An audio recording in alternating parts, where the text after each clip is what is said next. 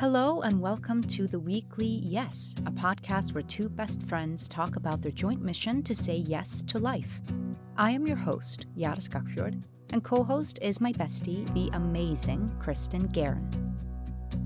On today's episode, Kristin and I get into what it means to give freely without agenda. We talk at length about the magic of trees, and we touch on how important it is to step out of your comfort zone in order to grow. Thank you so much for bearing with us as we took off last week due to the holiday. We hope you had a lovely holiday and a lovely break. For today's fast facts, there won't be any fast facts. I even wonder if we need the fast facts anymore. Maybe I'll just start dropping you straight into our conversation. At least that's what I will be doing today. So enjoy. Christmas trees are so unnecessarily expensive. Are they really? Yeah, I don't understand. Regardless of if they're real or fake. Last week, we got a letter from the apartment complex that they were going to start removing some trees. We were, both of us, were absolutely devastated because one of the main reasons why we chose this particular complex was because of the trees, because of the charm of the complex. There are so many trees, and it's a complex that's been here for a while. They were like, okay, starting tomorrow. This was like the Tuesday before Thanksgiving. I was like, of course you're going to start doing this while nobody is home. You know what I mean? When nobody can say anything. I was like, I was at all of these conspiracy theories in my brain. When in reality, a lot of people just don't care. You know what I mean? The reality is that most people don't really care about the trees. I even see it on home improvement shows that if there's a tree in front of a beautiful, tall, wide tree that has been there for decades, if not centuries, they're like, it's messing with the curb appeal, so we're going to take it. I'm like, no.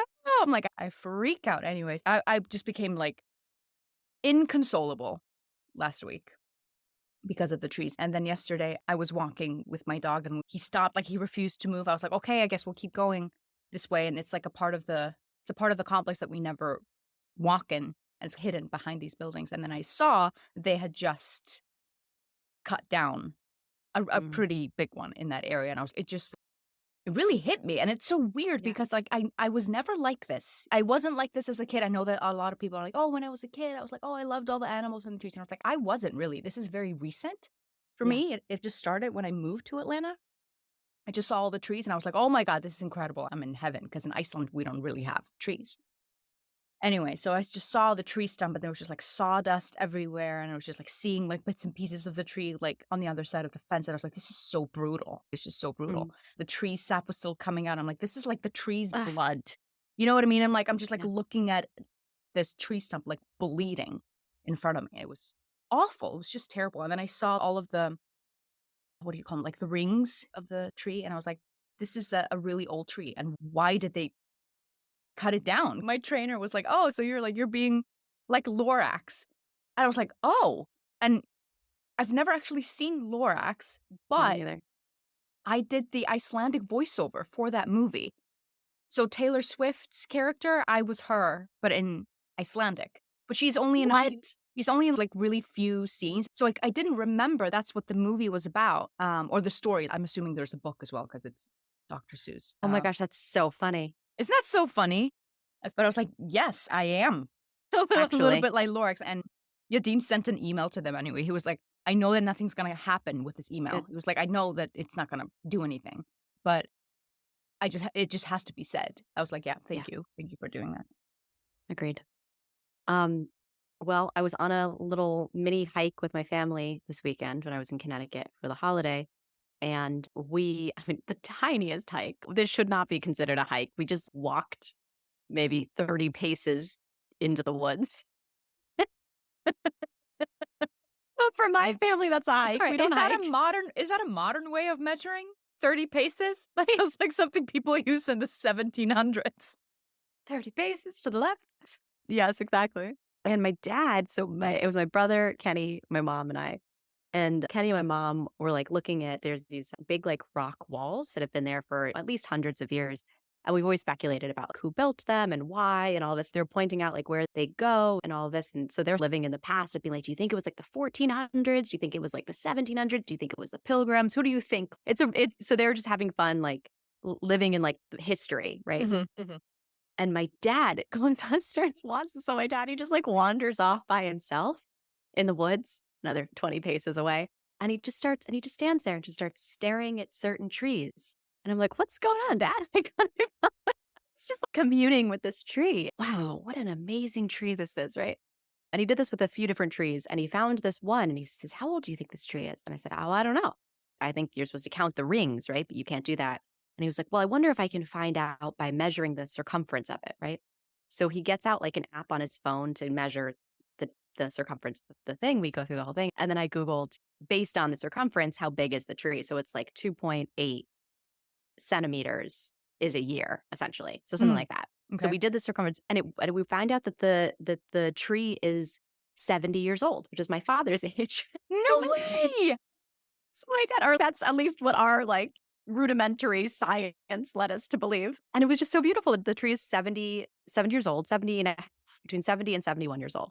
And my dad was like, we're the same age. How nice. So we have this picture. And he had spent so much time like communing with this tree to find out it was born in the same year that he was Aw. born, that they're twins. It was so Twins, nice. they're brothers. That's so How nice. cute. So we have a picture of him and his twin, and he just has a hand on it. And it's just very cute. I read this That's our book, tree. Secret Life of Trees. Is that the name of the book? Mm, You know that book? I remember that. This German guy in Germany who was like studying the trees in the forest. Forget what his occupation was. Something with trees and forests, I'm assuming. So he discovered that trees have a heartbeat. The three facts that I found the most mind-blowing when I read this book is like that they have a heartbeat, that their DNA, it's almost exactly like our DNA. Like some part of their DNA is almost 99%. It's like crazy, like 90+% the same as our DNA, which like scientists were like, whoa, what the heck? Like closer than many primates. And they also found out that a lot of clumps of trees or whatever, they're families. They're like, there are tree families, like a mom and dad and kid or like whatever. And sometimes if there's like a tree stump or if a tree is cut down somewhere in the forest, the surrounding trees will keep pumping nutrients and life force essentially into that tree stump, sometimes for years after the tree is cut down, like through their root system. They have a really complex, sophisticated communication system through their roots and like branches and stuff. So when you see like branches that are like, it looks like one tree is shading the other, that's probably what's happening. All I remember from that book was that I read it many years ago and I don't think I finished it, but I just remember that they communicate through their roots and they're talking through their roots, sending a question mark, sending signals somehow electro something Yeah, between each probably other, butchering this. electromagnetically, probably. Yeah. Something like that. And I thought that was so beautiful of taking care of each other and being able to still communicate. And trees that are planted specifically to be cut down, they don't have this That's crazy. because there's no life. Yeah. They're just planted so that they can then be taken down for lumber or whatever. Wow. They don't have this. It's just like you're That's planting crazy. dead trees, essentially. So that was also another thing that I was crying about last week, is I was like, I sounded like a little child. I was like, the birds are gonna be so confused because there's so many trees, there's so many birds, there's so much like wildlife happening here.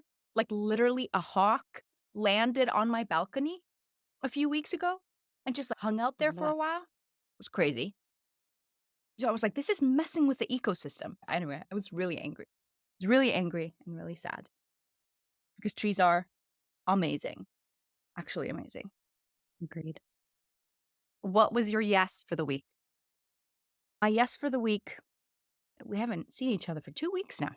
Oh, true. It's a lot to pull from. I've said yes to a lot of things. I had an opportunity to say a yes to a lot of creative things, which was wonderful. My friend asked me if I would do this Zoom play reading. And it was like a very synchronistic Yes, because I had just like, the day before, I had been listening to a podcast that was about this exact subject. And then he sent me the script, and I was like, "Oh, wow," like, that was crazy. It was so much fun, so lovely to read a play again. And then my dad, there was, like, a Christmas song competition in Iceland. It's, like, an annual thing that the radio stations do.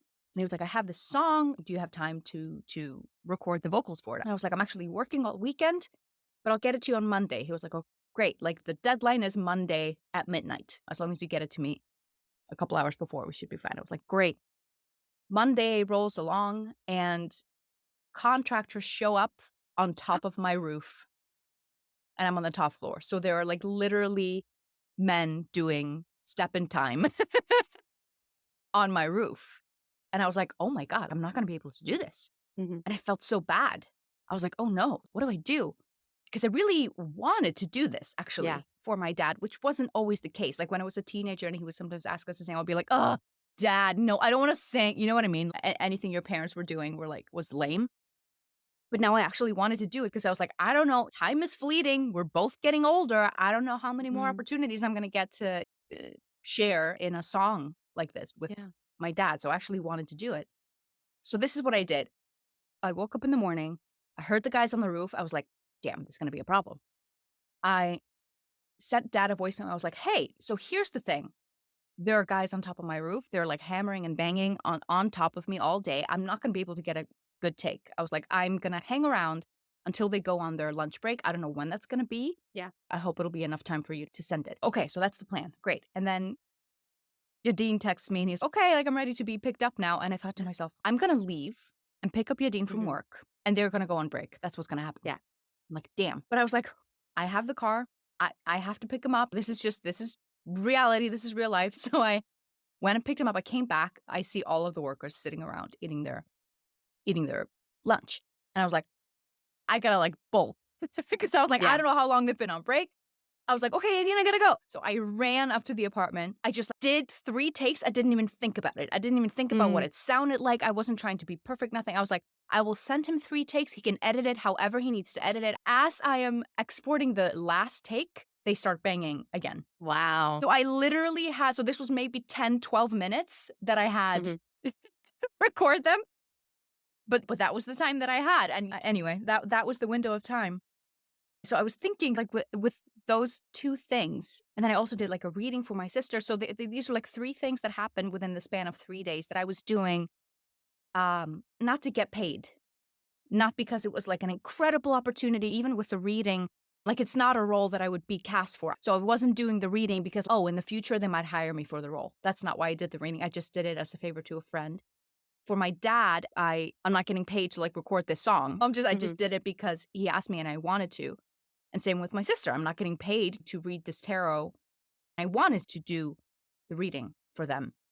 Anyway, so I was just thinking about it because these are all things that I do and have done professionally, but I was very willing and happy to give and donate Mm. my time and of myself. And the reason I'm saying this is because that wasn't always the case. I remember a Mhm. time in my life where I would have been offended. Like, I can't believe they're, like, just expecting me to just do this for free or whatever. And that was, like, during a time where my self-worth and my worth in general was just full on tied into work and career Yeah. stuff. So, there was no space to just offer something happily. Everything was so just, like, tense and, yeah, just not nice. So Mhm. there was no agenda on my end for any of these things that I was Yeah. doing or offering. It was just pure giving from a pure place of joy. I get to do a thing that I enjoy and I get to give to my friends and my family in the process, and I'm having a great time. And I didn't feel like I needed to do a perfect job. I didn't feel like, "Oh no, what if they're not gonna like me?" Or you know what I mean? "Oh no, Yeah. what if it's not perfect?" I didn't feel any of that, nor did I feel any sort of, "Well, they better appreciate it," or tit for tat. There's Mhm. gonna be like, "They now owe me a favor." No, I just so, like, purely and freely, no Mhm. strings attached, happily gave my time and energy and gifts. That just reminds me of I've been recently sitting with sharing from a place of ego versus sharing from a place of I didn't do this. It's happening through me. There's the story of the water bearer that I just heard, where the water bearer goes to the well, and by going to the well and getting the water, he's able to give water to thousands and thousands of people by going to the well, grabbing the water, giving it out. As soon as the water bearer says to themselves, I am the water bearer, the water comes from me. All of these people are getting water from me. Doesn't go to the well anymore to get the water. They're no longer able to give water to anybody, including to themselves. Because at the end of the day, they weren't the source of the water, so to Right. speak. Mhm. As soon as that ego comes in, then you're really not able to share with anyone. And everybody is harmed by that. I have been in that realm of the last few days or so have been very, and this is probably Thanksgiving and the energy of, I mean, it's so funny because we eat turkey. I don't vegetarian for, I don't know, 11 years now. So I don't even remember what turkey tastes, but everybody around me and everyone in the country eats turkey on this day. And is it called tryptophan? It's something in the turkey that makes you sleepy. So the energy of Thanksgiving is sleepy, right? And the energy of the day after Thanksgiving and the weekend after is cocooning. Like that's what everyone's feeling, right? And I definitely felt that. And I started to slip into there's a point where it's no longer a productive rest. It's now like a destructive rest Mhm. where you start to get into that, like that coma state, right? Where you're like, oh, I'm stuck. Mhm. There's nothing moving energetically. And it's hard to get yourself out of that sometimes. And for me, there was a lot of fear there being not good enough, not worthy of love and respect because I'm not productive enough, successful enough, good enough. Good as in like in ability, not in kindness. Mhm. And I felt trapped. I noticed it really yesterday. I was like, "Ooh, we're now getting into this like light depressive state." And I was like, "All right, universe, God, creator, move this through me. Like what happens now? How does this, right? Like this is not I can't do this on my own. I can't help me, right?" And I woke up this morning and I just moved stuff. I started stepping into and embracing the fear, embracing the things that were like doing it anyway, which is so hard to be like, to feel the fear, notice the fear. And it's so easy to say it, but in that moment, it's so difficult to actually do it. Do you know what I mean? To be Yeah. like, just do it anyway, right? Just do it. Nike slogan, just Yeah. Nike, just do it. So what happened was I was on like this Zohar reading thing at 6:30 this morning, which I never do. It's basically like the spiritual reading of the Zohar, which is the spiritual tool, essentially. So somebody reads in Aramaic and then they invite somebody to read in English. And I've never offered to read. I'm always like, oh, I don't want to mess it up. These words are Aramaic words, like transcribed into English, like letters.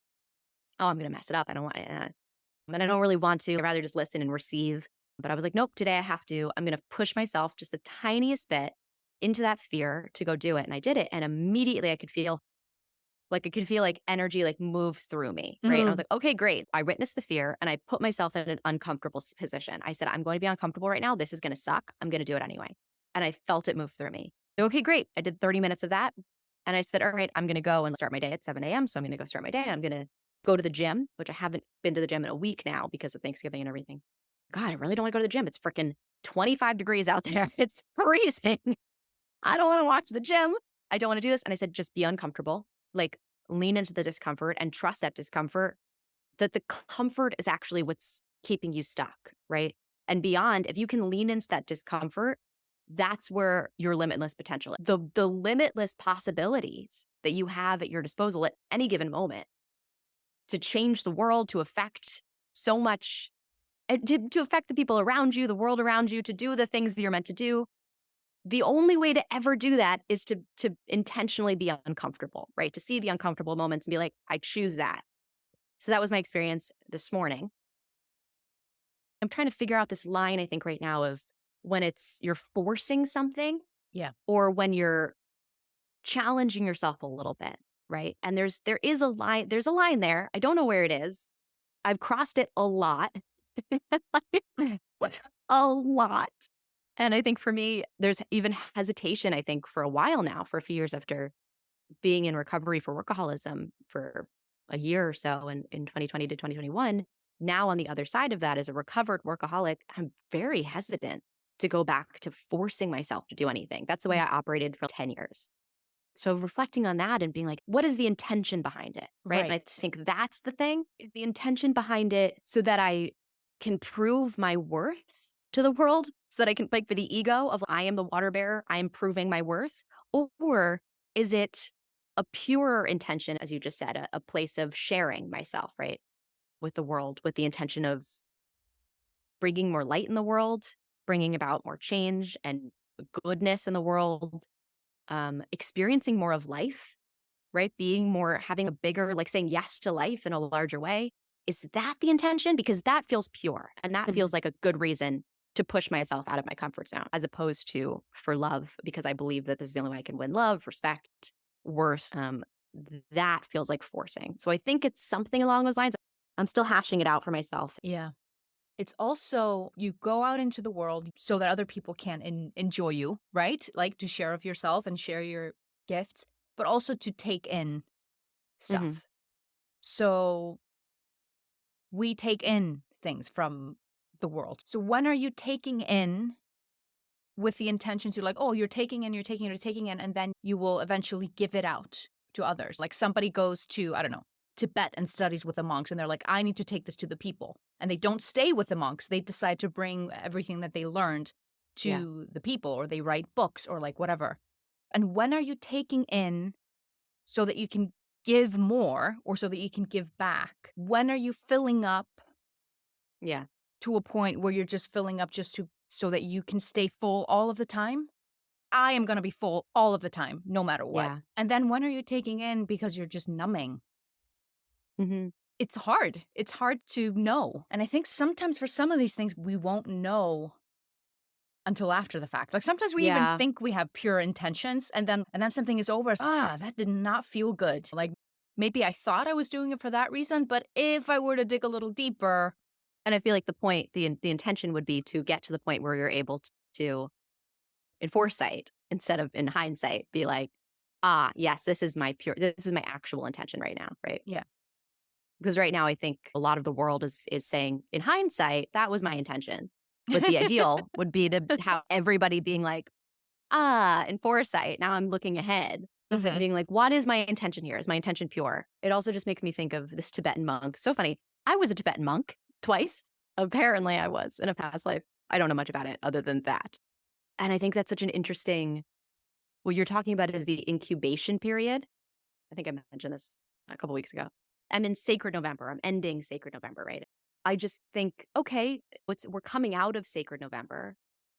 I'm on my way out. It's in the last few days or so. And there was a really amazing incubation period that I created here, right? Of going to the hills of Tibet and studying with the monks. And you need that, right? You have to have that incubation period, that learning period, or you have nothing to bring back to the world, right? Mhm. And I feel like I gave myself that in Sacred November. The time is coming, my friend, to leave the mountains of Tibet, to leave the monks and go back down the hill, back down the mountain to the people, to give, to bear the water, right? That you Mhm. received. Mhm. You received as water, it's now time to bear it. But first you were parched. Like you went up the hill because you were parched. But yeah, it just makes me think of incubation time. That's so funny. Incubation period. Because yesterday I started thinking about my birthdays. That's And right. I think about this probably once a year. I just think how insane it is that we're here. You know It's what I the end mean? of your, you know what a birthday is? It's the end of the incubation It is period. the end of the incubation period. Because you literally are getting, they're like, all right, it's been 9 months. And it's so gross and it's so messy and not everybody survives it. I know you and I both had Yeah, difficult it's true. births where we both almost died and our moms almost died. So it's not Yeah, without its risks to good birth metaphor. something into this world. Wait, did you already say your yes for the week? What was your yes for the week? I would say boundaries, Mm. weirdly. I had some really amazing moments. I had lunch with somebody who gave me all of this information. That's really scary for me to go do that. Social anxiety, it's scary for me to do this kind of things. I then had coffee with someone else who also gave me so much information. So I had a lot of saying yes to things externally and going to things and doing that and having it come to me and oh my gosh, I received so much. But I think the biggest thing was practicing boundaries. Mm. and being able to be like, that is not okay the way that what's happening right here. And I'm not going to invest, is basically what I'm saying. I see the offer and I see what you're trying to get me to, but I'm not. Yeah. I don't know if I have more to say on that. No. But I It's think potent. it is still, yeah, it is potent because we have a choice in so many moments throughout the day to decide what Yeah. we invest in. Yeah. I'm going to continue with that. Thank you for saying that because I think that's maybe why I was like, why was this the most potent thing? Energy, Yeah. like enthusiasm and having energy. And I think that's been a theme for me recently too, of just being like, again, tryptophan. That must be a turkey season. I just feel so sleepy. I feel so like don't want to do things again. Coming out of this incubation period, I was just like, oh, it feels so good. I don't really have the energy to go to the gym. I don't really have the energy to go do this or whatever it might be. And it's, well, you don't have the energy if you're investing it. I mean, energy is a resource, just as money is a resource. And I'm investing it in things that I don't, if I'm investing my money in the stock market, then it's not in my bank account to pay for a pair of shoes. Mhm. Right. And it's like, okay, well, what's your value right now? Not that I think shoes are better than the stock market, but No. It's just an but example. it's just an example. And it's okay. Well, I do want to invest in this. So putting that boundary up, it allows you to save your energy. Again, back to a financial example, right? So that you can use it and you can, oh my gosh, money is the perfect example now that I'm Mhm. thinking about it. That Yeah. I'm choosing, it was Black Friday the other day. I'm choosing to save my money rather than to spend it on this pair of pants that are 20% off, but that still means it's $80 more than like I would have spent if I, you know what I mean? And it's, Yeah. well, okay, that $80, I don't want to spend it there. So I'm going to save it rather than put my money somewhere that I don't want to. Same as your energy and your energetic boundaries. So I do feel that there's a shift happening there as well. Yeah, it's so easy to get wrapped up in things that everybody else is doing, and you're getting bombarded with information and messaging and ads, and if we're using Black Friday as an example, but this also applies to other things that are happening in society when people are outraged about this or that, and you feel like, "Oh, I should be on board." And so you just, like, jump on that ship or you jump on that train without necessarily knowing, "Wait, which train am I on?" You just because you don't wanna be seen as a bad person or you don't wanna Yeah. be seen as someone who's missing out on whatever's happening right now. Thinking about Black Friday because it's just a really good example. I feel like it comes the day after you have a day off and you're having, like, quality time with family and friends, or that's the intention, like most people have off on that day and everything, or day of rest.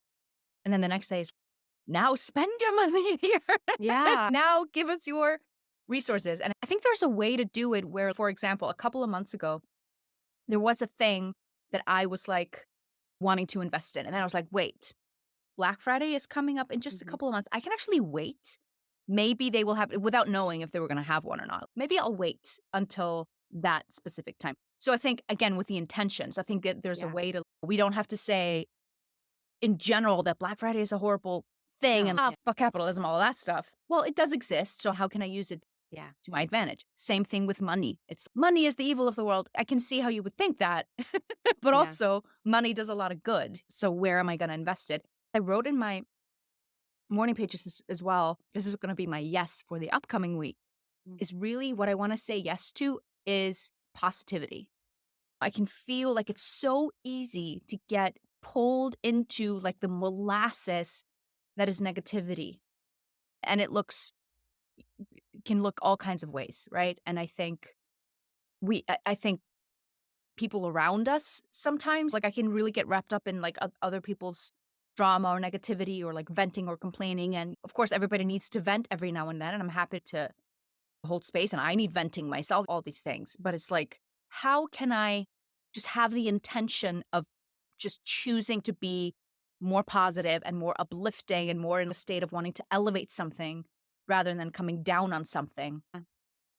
and being super judgmental of myself or other people around me, or getting wrapped up in other people's judgments about this or that. And because it's really so what's starting to happen is I am starting to become super annoyed and judgmental and pissed off at other people's annoyances and negativity and judgments. You know what I mean? So even Mhm. though I am seeing what they're doing and it doesn't jive well with me, I am still in the same energy in judging that, in letting it trigger me. And you know what I mean? So I'm like, so I'm not actually Absolutely. any better. Like, Yeah. how can I?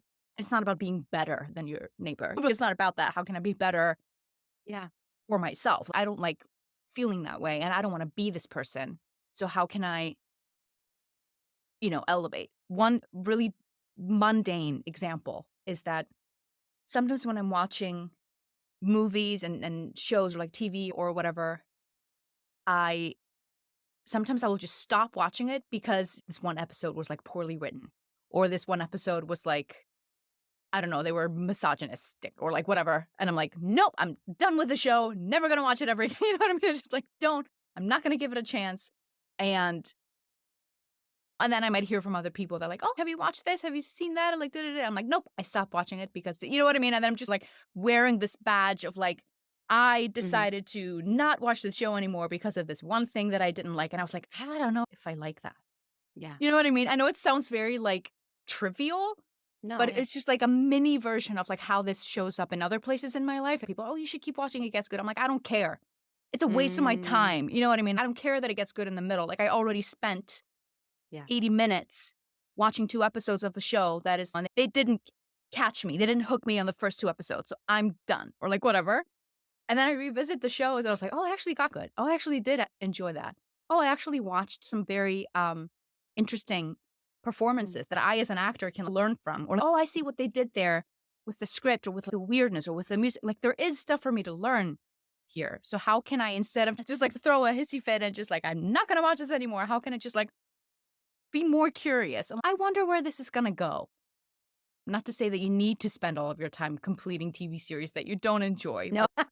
Not at all. But I think it's Yeah. also a good example because 'cause we're heading into winter and, like, we tend to consume a bit more content and TV in wintertime. It's just a very mundane example of I would like to be a bit more, I don't know, I guess, generous and Mm. positive and uplifting with my energy rather than just be judgmental all the time, just for the sake Mm. of being judgmental, just for the sake of signaling that how people signal that they're good people or like people like to signal that, oh, I'm a good person or I 100%. I care about this, I care about that. Like my signaling is I am smart enough that I saw, Mhm. that I noticed that this could have been better or this should have been better. Why didn't they do this? Why didn't they do that? And because they didn't, I'm not gonna bother. I am not gonna invest my precious resources because I am smarter than you know what I mean? That's Very Capricorn of you. yeah, very Capricorn of me, true. So that I mean, that's probably why I decided to come down as a Capricorn because I'm sure it you're was to gonna work get through an it. opportunity to work through that. Anyway. I love that. That's beautiful. Good for you and good for the world. My yes for the week will be discomfort. Mhm. I want to make myself just uncomfortable 3 times a day. I've already done twice today, so I only have 1 more left, which 3 is times great. a day? That is so extreme. You wanna make yourself uncomfortable 3 times a day? I thought you At were maybe gonna minimum. say 3 times a week or a month or whatever. Nope. Per day. Wow. I don't mean big discomforts. Like, I don't mean my brother does ice baths, um, and I can do them in the summer, but he's doing them in 25-degree weather. It's horrible. I don't know how he's doing this. And then the baths are like, he's been testing it and it's like in the 30s. And I'm like, this is insane, Kenny. You can't be, you know what I mean? This is unhealthy. So he then has to heat it up. It's horrible. I'm sorry. That was all Fahrenheit, but it's cold. And actually, this is a bit of a side note. A friend of mine taught me how to read Fahrenheit. This is for all the Celsius people out there. He used to do Celsius as well. And he said, you have to think about the Fahrenheit scale differently than Celsius because I think 15 and I know what that temperature feels like, right? Mhm. Because with Fahrenheit, you have to think it from 0 to 100, right? So if you think, oh, it's 100 degrees outside, that is really hot.